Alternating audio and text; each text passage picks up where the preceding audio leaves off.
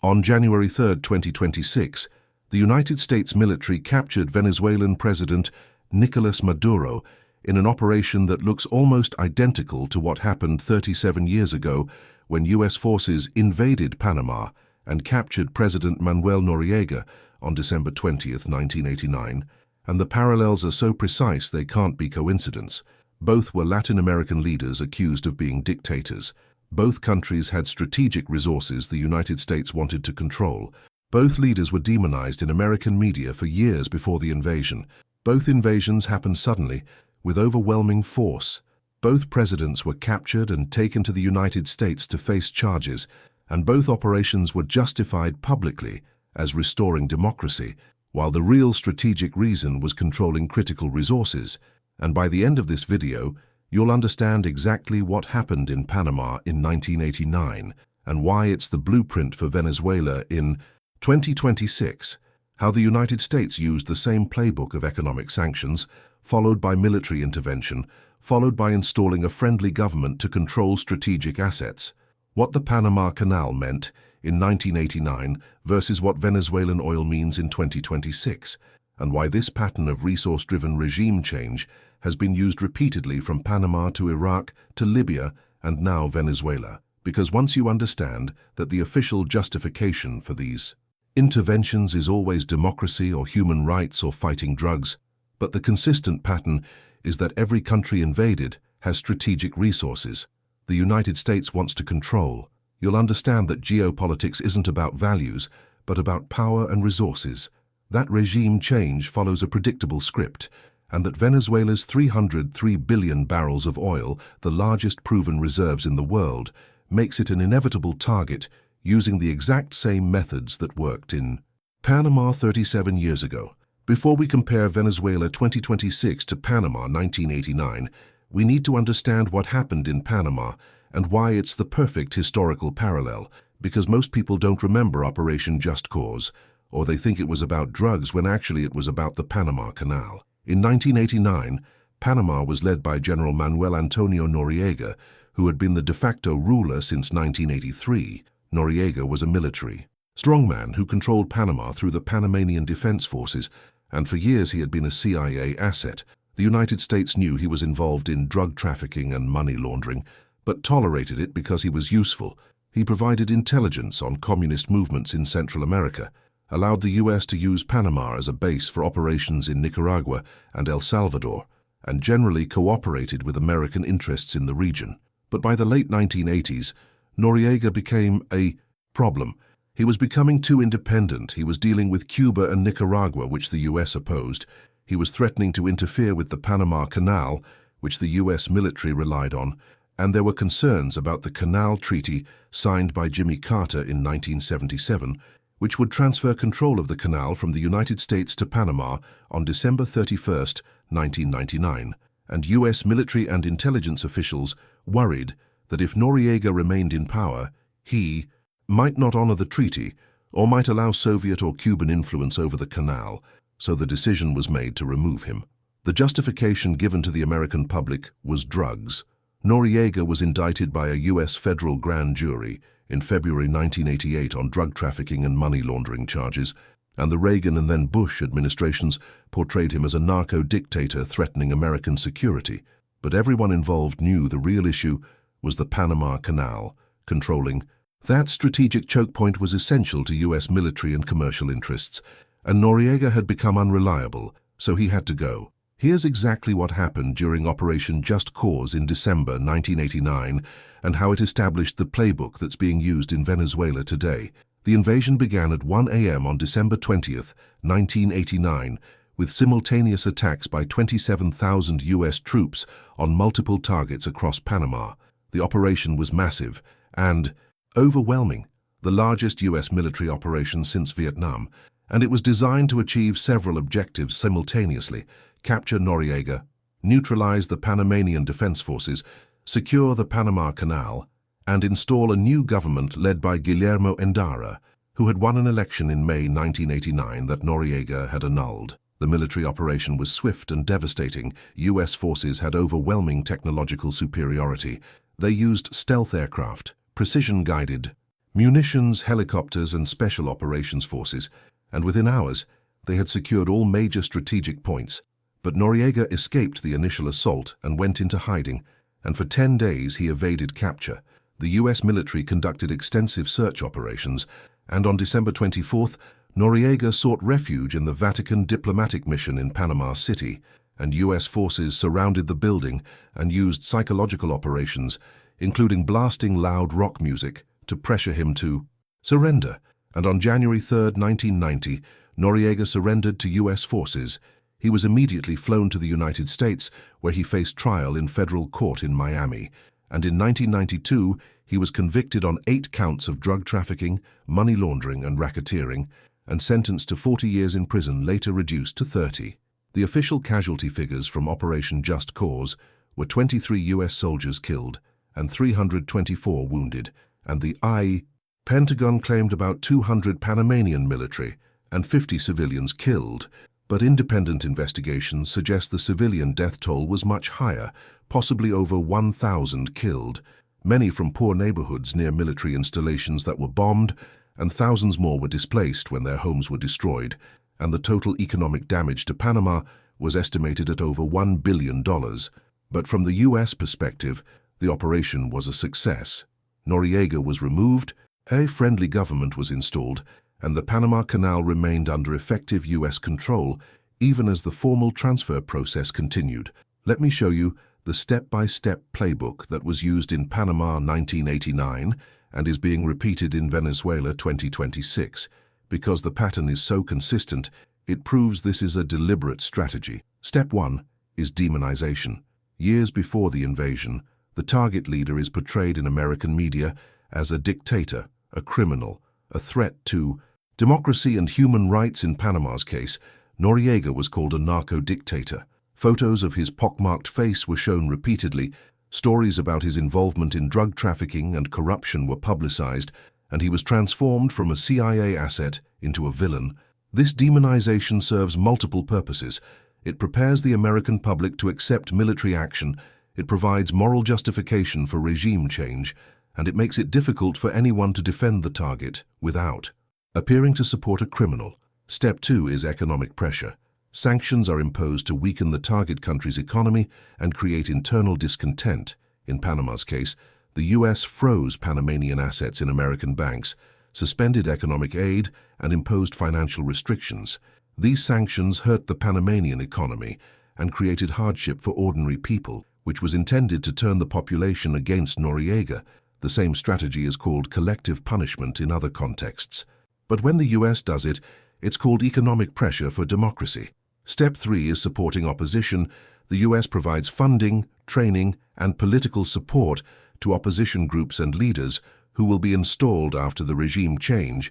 In Panama's case, the U.S. supported Guillermo Endara and other opposition politicians, and when Noriega annulled the May 1989 election that Endara appeared to win, the U.S. used this as further justification for intervention. Step 4 is military intervention.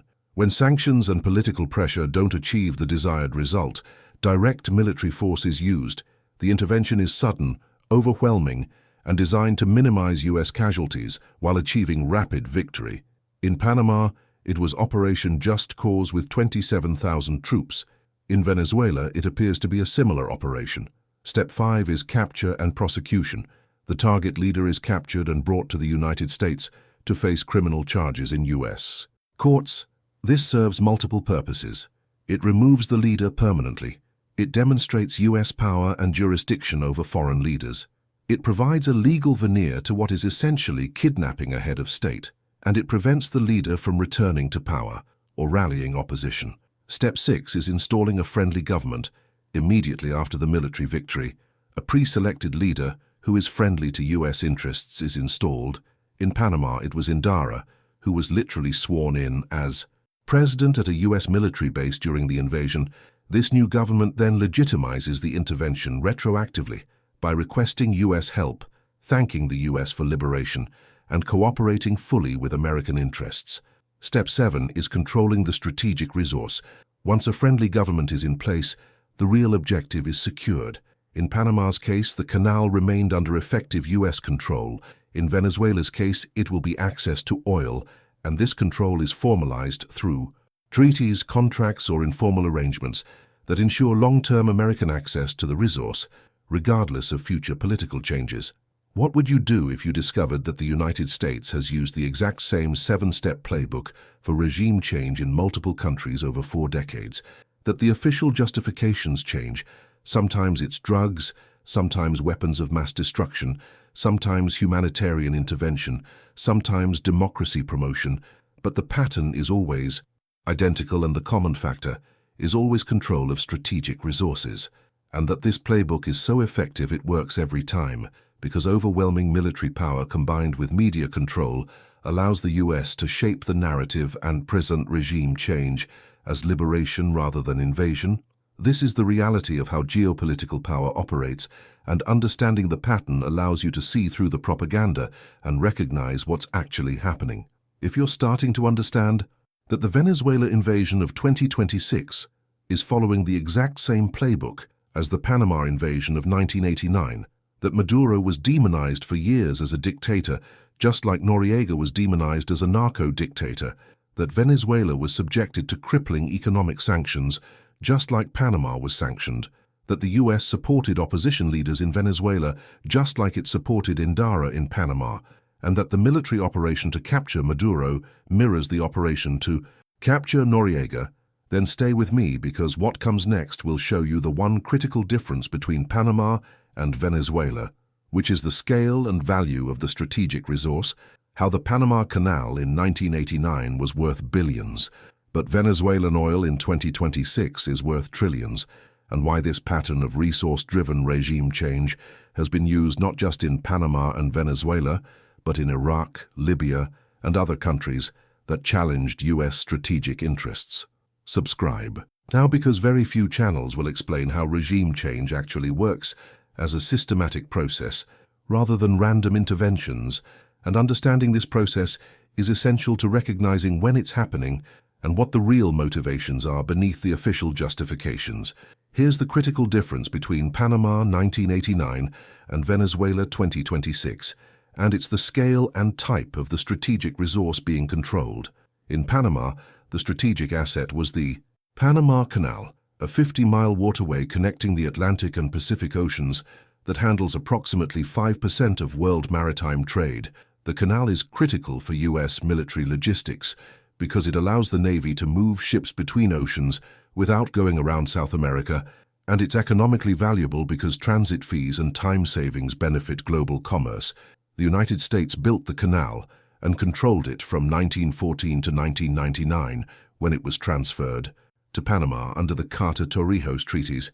But even after the transfer, the US maintained significant influence to ensure the canal operated in ways consistent with American interests, and Noriega's unreliability threatened this arrangement.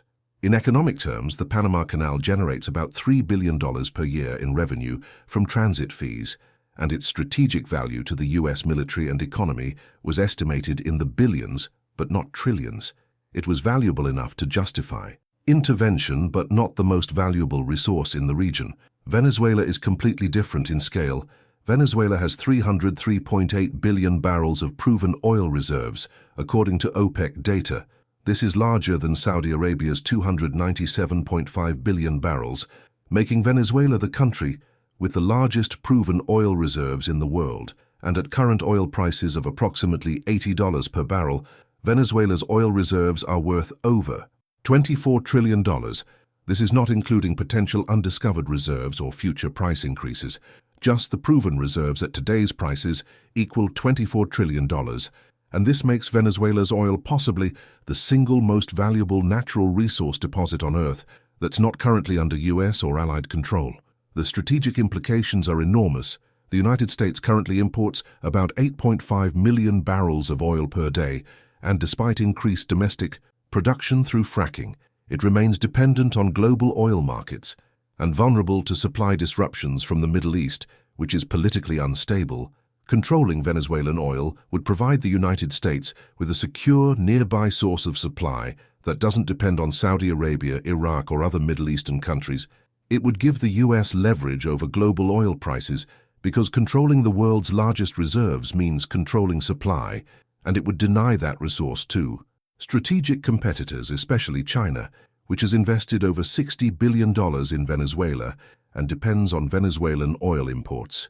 Here's exactly how the demonization of Maduro parallels the demonization of Noriega, and why this is always the first step in the regime change playbook. Manuel Noriega was portrayed in US media throughout the late 1980s as a brutal dictator, a drug trafficker who was flooding America with cocaine, a corrupt strongman who stole elections and oppressed his people. And while Noriega was certainly authoritarian and involved in drug trafficking, what's notable is that the US knew about this for years and didn't care. As long as he was useful, he had been on the CIA roll since the 1960s, receiving over $200,000 per year for intelligence cooperation, and the DEA and US military worked with him throughout the 1970s and early 80s, despite knowing about his drug connections. But when he became unreliable and threatened US interests in the canal, suddenly his crimes became intolerable and regime change became necessary. And the media coverage intensified dramatically in 1988 and 89, showing Noriega as a thug, emphasizing his pockmarked face to make him look villainous, running stories about his occult practices and personal corruption, all designed to make the American public support his removal. Nicolás Maduro has been subjected to the exact same process since he took power in 2013. He's been portrayed as a dictator who stole elections, a socialist who destroyed Venezuela's economy, a human rights abuser who oppresses his people, and a corrupt leader who enriches himself while Venezuelans starve. And all of this has basis in fact. Maduro's government has been authoritarian, elections have been questionable, the economy collapsed under his leadership, and corruption is rampant. But what's notable is the selective nature of the outrage. The United States maintains friendly relations with Saudi Arabia, which is an absolute monarchy with no elections and terrible human rights, with Egypt, which is a military dictatorship, with numerous other authoritarian regimes. The difference is that those countries cooperate with US interests while Maduro challenged them. Venezuela under Chavez and Maduro has been hostile to the US, has aligned with Cuba, Russia, and China, has sold oil in currencies other than dollars, threatening the petrodollar system, and has nationalized oil assets that US companies like Exxon and Chevron previously controlled. So Maduro, like Noriega, became a target not primarily because of his domestic policies, but because he challenged US strategic interests. Let me show you how economic sanctions were used against both Panama and Venezuela to weaken the government and justify intervention, because this is step 2 of the playbook. Against Panama in 1988 and 89, the United States imposed comprehensive economic sanctions, froze Panamanian government assets, held in US banks totaling over $50 million, suspended all economic and military aid, prohibited US companies from paying fees or taxes to the Noriega government, and pressured international organizations like the World Bank and IMF to cut off lending. These sanctions created severe economic hardship in Panama. Government workers weren't paid, businesses couldn't operate normally, and the economy contracted. And this suffering was blamed on Noriega, with US officials saying the sanctions would end as soon as Noriega left power, so the sanctions served to both weaken Noriega and create internal pressure for his removal. Against Venezuela, the United States has imposed even more severe sanctions starting in 2014 and escalating dramatically in 2017 through 2025. Individual sanctions targeted Venezuelan officials. Sectoral sanctions prohibited US companies from dealing with Venezuela's oil industry starting in 2019. Financial sanctions froze billions in Venezuelan assets held abroad, including gold reserves, and secondary sanctions threatened to punish any country or company that did business with Venezuela. These sanctions have been devastating.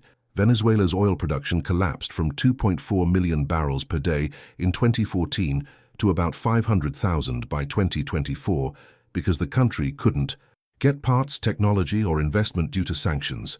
Government revenue collapsed, importing food and medicine became nearly impossible, and the economic crisis deepened dramatically.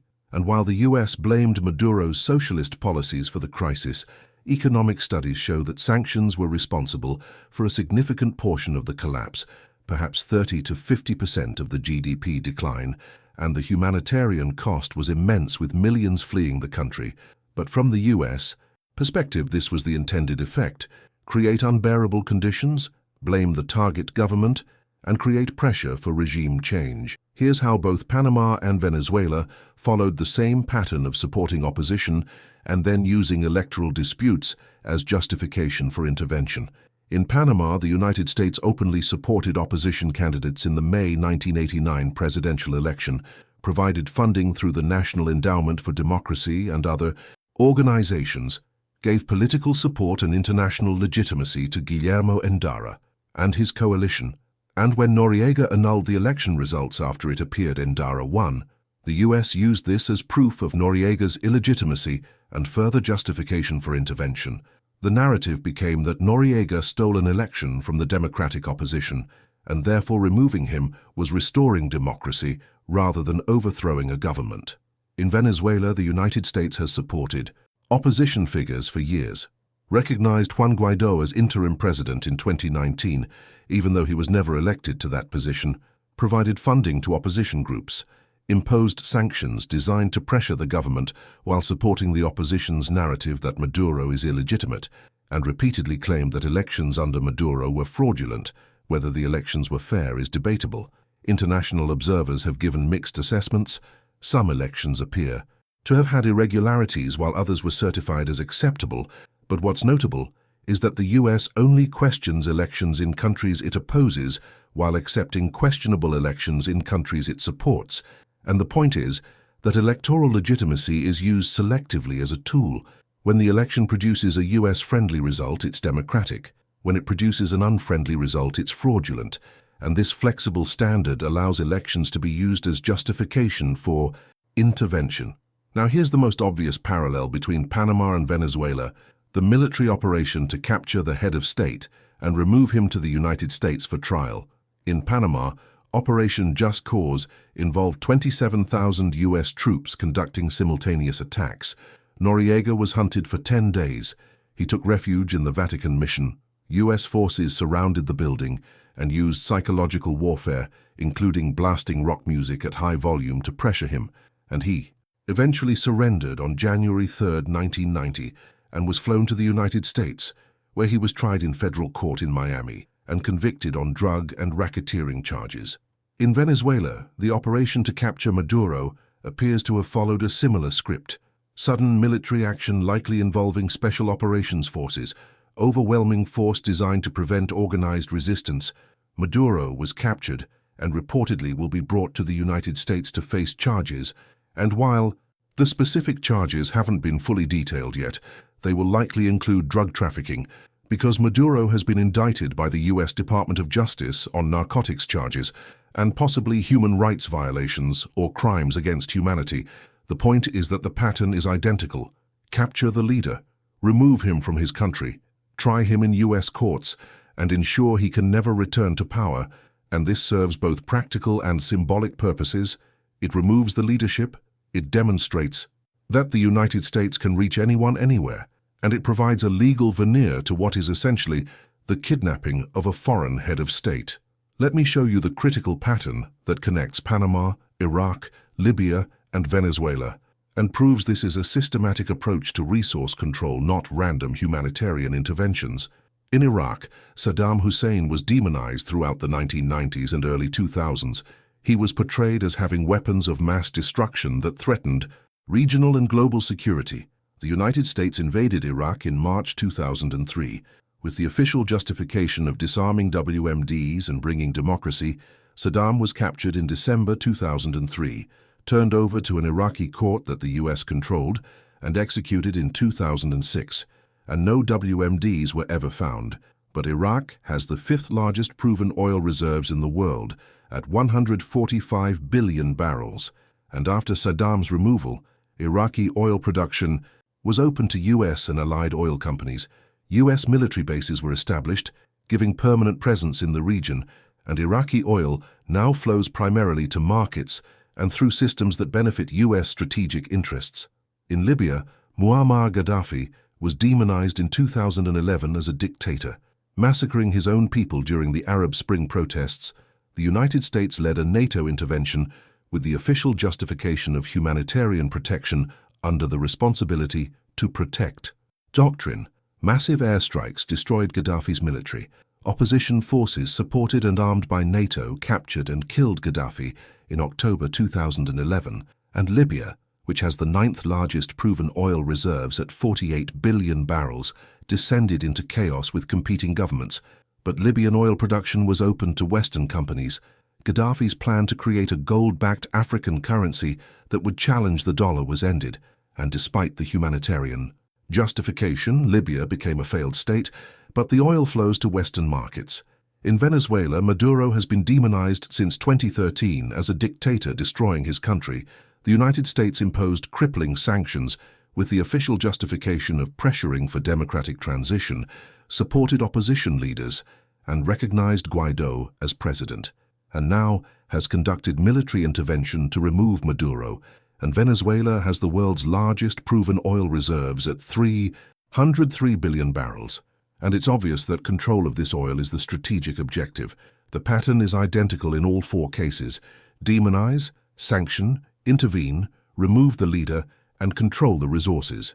The official justifications change, but the pattern and outcome are the same. Here's what will likely happen next in Venezuela, based on the Panama playbook and the pattern from Iraq and Libya. A new Venezuelan government will be installed quickly, probably led by someone the US has already selected, possibly Juan Guaido, who was recognized as interim president in 2019, or another opposition figure. This leader will be portrayed as democratic and legitimate. They will be sworn in, possibly even at a US military base like Endara was in Panama, and they will immediately request continued US military presence and assistance to stabilize the country. This request will retroactively legitimize the intervention, turning it from an invasion into a liberation that was requested by Venezuela's legitimate government. Oil contracts will be renegotiated. The nationalizations that Chavez implemented in the 2000s, seizing assets from Exxon, Chevron, and ConocoPhillips, will likely be reversed or compensated. New production sharing agreements will be signed that are favorable to US and allied oil companies, and Venezuelan oil production will be ramped up dramatically.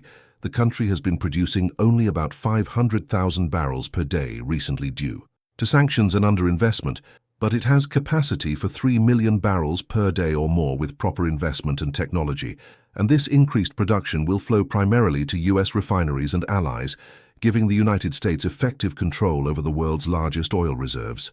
US military bases will likely be established in Venezuela, probably justified as temporary security assistance, but becoming permanent. These bases will protect the oil infrastructure and ensure continued US influence, and they will also project power in South America, surrounding and pressuring other left-wing governments in the region, like Bolivia and Nicaragua, and creating a military presence that counters Chinese and Russian influence. The Venezuelan people will likely see little benefit from this transition. The new government will be dependent on US support and therefore will prioritize US interests over Venezuelan interests. Oil revenue will flow to foreign companies, and the new Venezuelan elite. Poverty and inequality will likely remain high, and if the new government becomes unpopular, the US will support it anyway, as long as it remains friendly to American interests. This is what happened in Iraq, where democratic elections produced a government that's friendly to Iran, and what happened in Libya, which became a failed state, and what happened in Panama, where inequality and poverty remained high after Noriega's removal. The interventions are sold as liberation, but the outcomes rarely improve conditions for ordinary people. Here are the arguments defenders make for why the Venezuela intervention is justified and different from Panama, and why these arguments ignore the pattern and the evidence. They claim Maduro is a dictator who destroyed democracy, so removing him restores democracy, but the United States supports numerous dictatorships including Saudi Arabia, Egypt, UAE, and others, so clearly dictatorship alone isn't the criteria for intervention. The difference is whether the dictator cooperates with US interests, and selective outrage about democracy reveals that democracy is a tool, not a principle. They claim Maduro destroyed Venezuela's economy and created a humanitarian crisis, so intervention is humanitarian. But US sanctions were responsible for a significant portion of Venezuela's economic collapse. Studies estimate sanctions reduced GDP by 30 to 40% and caused tens of thousands of deaths from lack of medicine and food. So the humanitarian crisis was partially caused by the US, and using a crisis you helped create as justification for intervention is cynical. They claim this is different from Panama or Iraq because Venezuela under Maduro was genuinely worse, but this is subjective. And historically, Noriega was also genuinely bad. He was involved in drug trafficking and corruption, and Saddam was genuinely a brutal dictator who used chemical weapons, so the badness of the target leader doesn't distinguish these cases. They were all bad. The question is whether regime change improves things, and whether the real motive is humanitarian or strategic. They claim the US has a right to intervene to protect regional security and democracy, but this assumes US intervention improves security and democracy, and the historical record shows it often makes things worse. Iraq became unstable, Libya became a failed state, Panama remained unequal, and there's no reason to think Venezuela will be different, and the legal argument is weak. The UN Charter prohibits the use of force against sovereign states except in self-defense. Regime change doesn't fit that exception, so the intervention is illegal under international law, even if it can be justified morally. The final lesson from comparing Panama 1989 to Venezuela 2026 is that regime change follows a predictable pattern that has been refined over decades into a systematic process, and recognizing this pattern allows you to see through official justifications and understand real motivations. The pattern is demonize the target leader, impose economic sanctions, support opposition, conduct military intervention, capture the leader, install a friendly government, and control strategic resources. This pattern has been used in Panama, Iraq, Libya, and now Venezuela, and it will likely be used again in the future whenever a country with strategic resources has a government that doesn't cooperate with US interests. The official justifications change, sometimes drugs, sometimes WMDs, sometimes humanitarian intervention, sometimes democracy, but the pattern is consistent, and the common factor is resources. Panama had the canal, Iraq had oil, Libya had oil, Venezuela has oil, and countries without strategic resources don't get liberated no matter how bad their governments are. North Korea has been a brutal dictatorship for 70 years, but has no oil, so no intervention. Zimbabwe and many African countries have terrible governments but limited strategic resources, so no intervention. The pattern proves that resources, not humanitarian concerns, drive these interventions, and understanding this is essential to being an informed citizen who can evaluate whether official government narratives match reality. Now you understand exactly what happened in Panama in 1989 when the United States invaded with 27,000 troops and captured President Manuel Noriega, who was portrayed as a narco-dictator, but the real issue was control of the Panama Canal. And you understand that Operation Just Cause established a 7-step playbook for regime change, including demonization, sanctions, military intervention, capture, and installing a friendly government. And you understand that this exact playbook has been used in Iraq in 2003 to remove Saddam Hussein and control oil, in Libya in 2011 to remove Gaddafi and control oil, and now in Venezuela in 2026 to remove Maduro and control the world's largest oil reserves of 303 billion barrels. And you understand that the critical difference between Panama and Venezuela is the scale of the strategic resource. The Panama Canal generates 3 billion per year, while Venezuelan oil is worth 24 trillion total, making it possibly the most valuable resource not under US control. And you understand that the pattern proves these interventions are about resources, not democracy, because countries without strategic resources don't get liberated no matter how bad their governments are, and the official justifications, whether drugs or WMDs or humanitarian concerns, are propaganda designed to gain public support for interventions that serve strategic interests. And you understand that what's happening in Venezuela in 2026 is following the exact script from Panama in 1989, proving that regime change is a systematic process that the United States has refined and will continue to use. If this explanation of how the Venezuela invasion follows the exact Panama playbook has made you understand that regime change is a systematic process, not random interventions, that official justifications are propaganda, while real motivations are strategic resource control, and that recognizing the pattern allows you to predict future interventions and see through government narratives, then you need to see what we reveal next, because Panama and Venezuela are just two examples of a much larger pattern. Subscribe now and prepare to discover how the United States overthrew Iran's democratic government in 1953 to control oil, how Guatemala's government was overthrown in 1954 to benefit United Fruit Company, how Chile's Salvador Allende was overthrown in 1973 to prevent copper nationalization, and how dozens of other regime changes throughout history followed the same pattern of economic interests driving military intervention disguised as promoting democracy or security. Because once you understand that this pattern has been consistent for 70 years across different administrations, both Democrat and Republican, you'll understand that regime change is not about humanitarian concerns, but about maintaining American access to global resources and preventing any country from challenging U.S. economic or military dominance, that the Panama playbook will be used again and again whenever a resource-rich country has an uncooperative government, that Venezuela's 303 billion barrels made it an inevitable target regardless of who was president or what party controlled Congress, and that understanding this pattern is essential to being an informed citizen who can recognize when your government is using propaganda to justify interventions that serve elite interests rather than public good.